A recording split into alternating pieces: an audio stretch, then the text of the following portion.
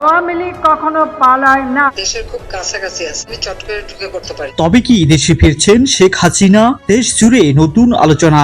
বাংলাদেশের রাজনীতিতে আবারও আলোচনার কেন্দ্রে সাবেক প্রধানমন্ত্রী শেখ হাসিনা। বিভিন্ন মহলে প্রশ্ন উঠছে, তিনি কি আবার দেশে ফিরবেন? আর ফিরলেই বা কবে ফিরবেন? বর্তমানে শেখ হাসিনা ভারতে অবস্থান করছেন।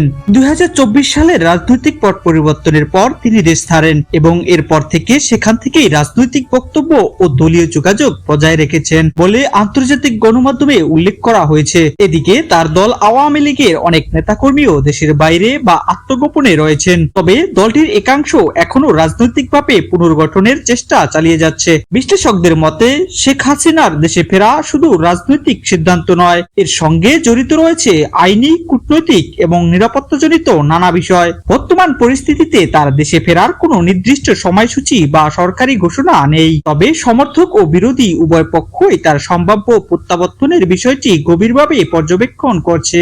রাজনৈতিক অঙ্গনে এখন সবচেয়ে বড় প্রশ্ন, শেখ হাসিনা কি আবার বাংলাদেশের রাজনীতিতে সরাসরি সক্রিয় ভূমিকা নিতে ফিরবেন, নাকি বিদেশ থেকে রাজনৈতিক কর্মকাণ্ড চালিয়ে যাবেন? এই প্রশ্নের উত্তরেই হয়তো নির্ধারণ করবে বাংলাদেশের রাজনীতির আগামীর অধ্যায়।